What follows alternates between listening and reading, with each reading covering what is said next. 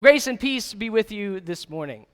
Today, we get to talk about one of my favorite verses in the Bible, Micah chapter 6, verse 8. What does the Lord require of you but to do justice, to love mercy, and to walk humbly with your God?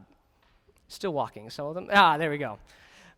That's one of my favorite verses in the Bible. At home in our family room, we have this metal piece of wall art with those words on it that just says, act justly and love mercy, walk humbly. And I know Pastor Denny loves this verse too. A lot of the times when he's leading the liturgy, that's why he ends with saying those words, now go and do justice, love mercy, and walk humbly with God. And there's a reason why this is such a popular verse, why you can see it on wall art and refrigerator magnets in Christian and Jewish homes throughout the world. Because it gets at the heart of what it means to live out our Christian faith, to put our faith into action. A few weeks ago, we talked about how Jesus said at one point that all the law and the commandments, all the Old Testament boils down to two commands, love God and love one another.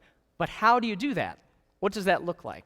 Well, it looks like Micah 6:8. It looks like striving for justice and mercy and humility in every aspect of our lives. And the world could certainly use some more justice and some more mercy and some more humility right now, as it always could use some more. And so we're just going to take this time this morning and make this a 3-point teaching sermon, and I'm going to talk about those three concepts: justice, mercy, and humility. So we start with justice. When we talk about justice today, the first thing that comes to my mind is the criminal justice system, right? The law and order type of justice. And in this system of justice, what we really mean is a fair punishment. When someone wrongs someone else, when they commit a crime, they have to pay for that crime. They have to pay a fine or go to jail or do some community service. And if that system is fair, if it's just, that means that the punishment will fit the crime, right? There's a fair punishment for whatever wrongs are committed. So in that system of justice, a fair punishment is when everybody gets what they deserve, right? When we get what we deserve for doing something wrong. The problem is that's not actually the kind of justice that's talked about in the Bible. So let's look at justice in the Bible. First, a big overall picture. In the New Revised Standard Version, the version of the Bible we usually read in church, the word justice or injustice occurs 140 times. 140 times. And then in Hebrew, righteousness is closely tied with justice. Oftentimes it's the same Hebrew word that's translated either as righteousness or justice. And righteousness shows up 237 times, which means that there are a total of 377 times in the Bible where it talks about justice or righteousness. Just maybe this is something we need to pay attention to. Occasionally, I'll get someone who says, why is it that in the church or in our church, we have to talk about justice issues all the time? Well, because the Bible talks about justice issues all the time. It's a central theme throughout the scriptures. It's really important to God to bring about justice. But what is that justice? Well, let's look at some of those verses. Deuteronomy chapter 10 says, God is not partial, takes no bribe. God executes justice for the orphan and the widow, loves the strangers, providing them with food and clothing. And the strangers, of course, are the people who are outsiders in society. In ancient Israel, they focused a lot on the immigrants and the resident aliens living among them who didn't fit in with the rest of society. And what does justice look like? Providing them with food and clothing, taking care of their needs. Going on, Deuteronomy 24, you shall not deprive a resident alien or an orphan of justice. You shall not take a widow's garment in pledge. So when you deal, again, with resident aliens or orphans or widows, when you take advantage of them, that's depriving them of justice. Chapter 27 of Deuteronomy, cursed be anyone who deprives the alien, the orphan, and the widow of justice. Psalm 10, O Lord, you will incline your ear to do justice for the orphan and the oppressed. Psalm 72, give the king your justice, God, and your righteousness to a king's son. May he judge your people with righteousness and your poor with justice. Psalm 82, give justice to the weak and the orphan. Maintain the rights of the lowly and the destitute. Last one, we're not going to do all 377. Psalm 146, happy are those whose help is the God of Jacob, who executes justice for the oppressed, who gives food to the hungry. You get the picture here? This pattern that emerges over and over and over again. God connects justice with the poor, with the widows, orphans, and aliens and the oppressed, the most vulnerable people in society. And what does that justice look like? It looks like providing for their needs and being their advocate, speaking up for them because no one else does, because they're the people who tend to get forgotten in society. Now, why is this? Because the big picture of justice is about restoring the entire world.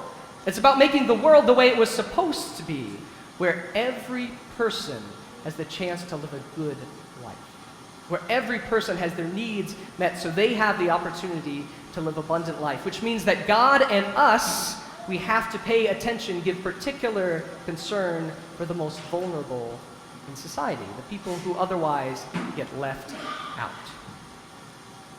By the way, Micah and the other prophets, they claim not just that God judges us as individuals, but actually that God judges us as a society. There's this indictment of the entire people of Israel, the nation of Israel. And according to the prophets, God judges our societies based on how we treat what Jesus would say the least of these, the most vulnerable among us.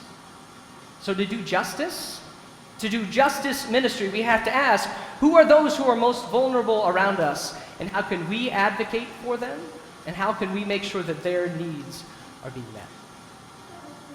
Recently, our council agreed that we would join a number of other churches in the area and pledge our support for Miriam Marcus. Miriam and her family are living in sanctuary at First English Lutheran Church, just down the road on Main Street.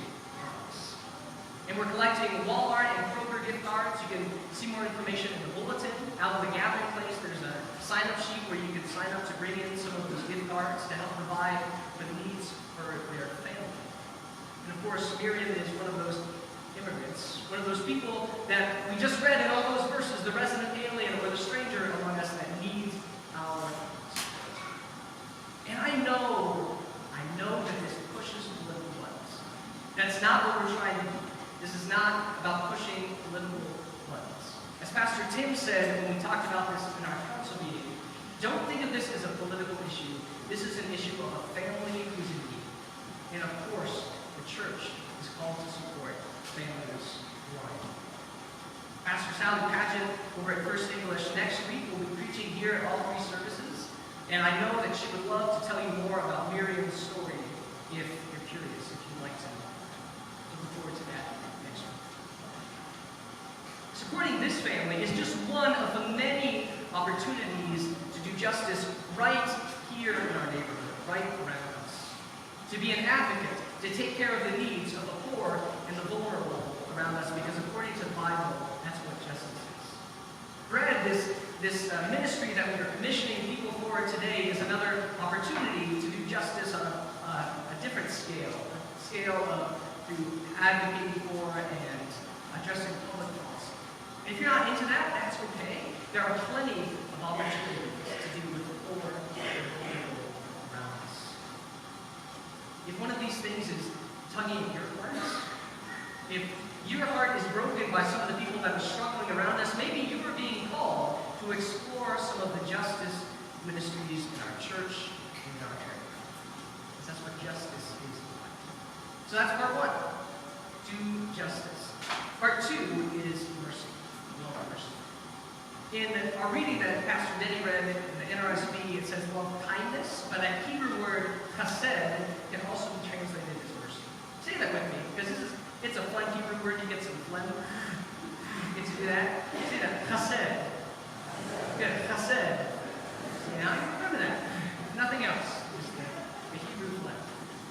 So chesed is really mercy or kindness because it's used to describe how God treats us often. And so God has this love and kindness and compassion for us that is totally undeserved, totally unearned, but it's there for us. That's what mercy is. Love, kindness, compassion that is unearned and undeserved. That's what mercy is. And in the ultimate act of this mercy, of course, is the cross. right? Where Jesus, instead of seeking revenge, instead of raising an army to destroy his enemies, the Romans and the corrupt religious leaders, Jesus shows them mercy. Even to the point of death, he refuses to turn to violence. And then when he's on that cross, he says, what? Father, forgive them, because they don't know what they're doing. Even in the face of unspeakable evil, Jesus shows mercy, because there's always room for redemption. According to Jesus, there's always room for redemption. Nadia Roach-Weber says that the cross is God's way of saying, I would rather die than be in the sin accounting business.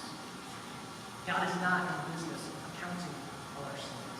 God is not keeping a tally of all the good things and the bad things we do to use against us. God has infinite mercy for us. He's always redeeming us, always calling us back. That's what mercy looks like. But how can we do anything like that? God's mercy is infinite, it's vast, it's beyond anything that we could do, but there are still small ways that we can show mercy to one another, even through small acts of unearned and undeserved kindness. Last week, Caitlin and Oliver and I were out in Texas visiting some friends from our internship congregation.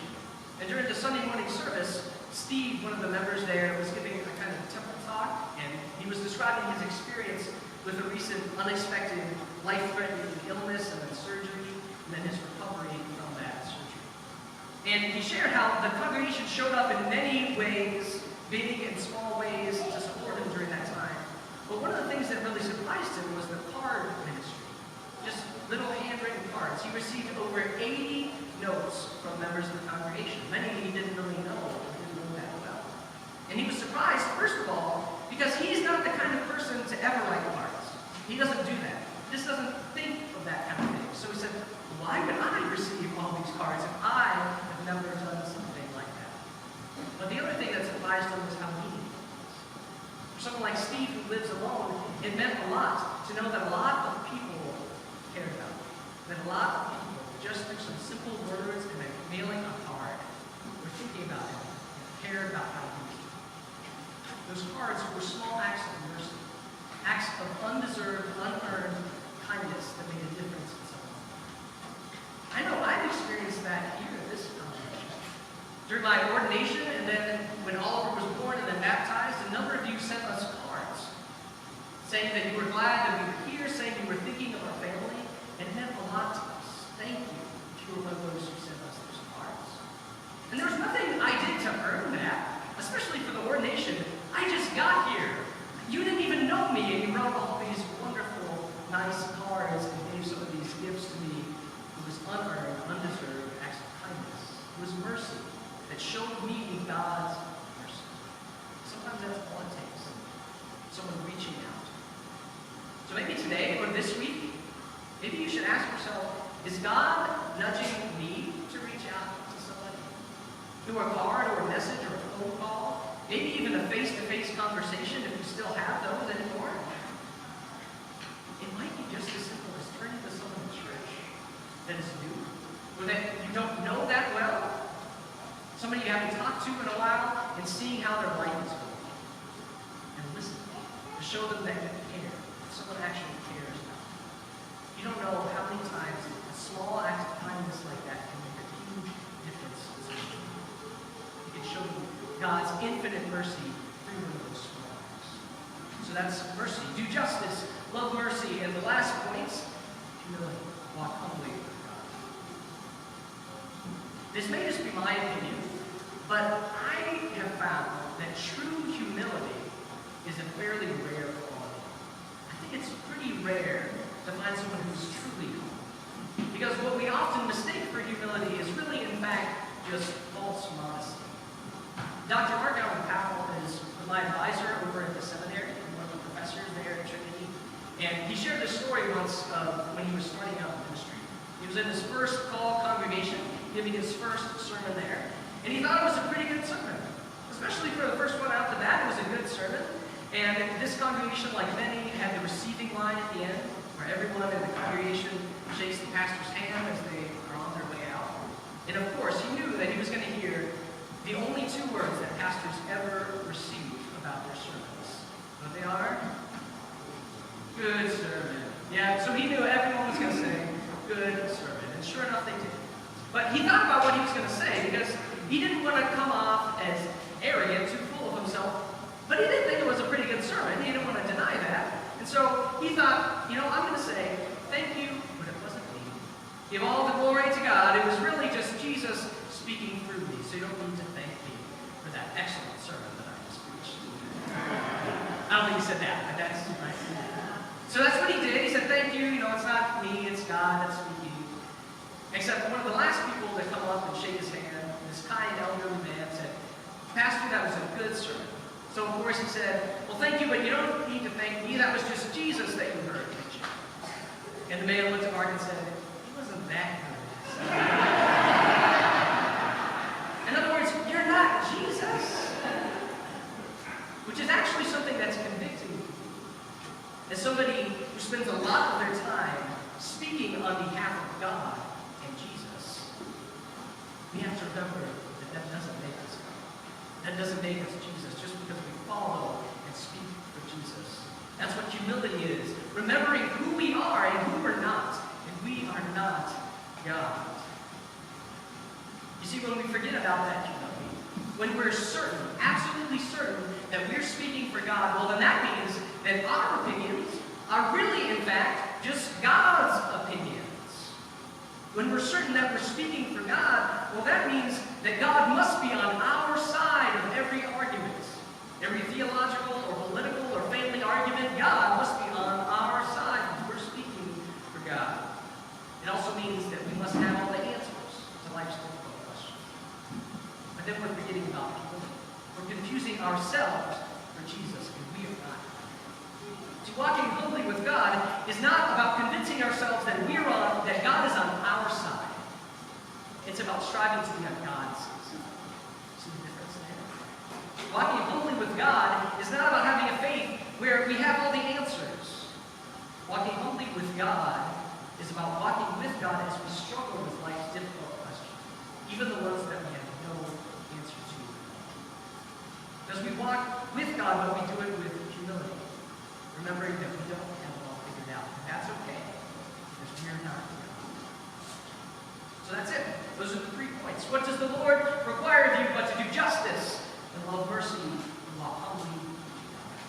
So go now and do justice. Join God in the work of restoring this world, of caring for and advocating for the poor and the vulnerable among us. Love mercy. Remember that God's love for you is totally unearned and undeserved. But we can share that mercy and love with others even through small acts of kindness. And walk humbly with God. Remember that we don't have it all figured out because we are not God, but that's okay. Because we're walking with God, struggling through those questions together, always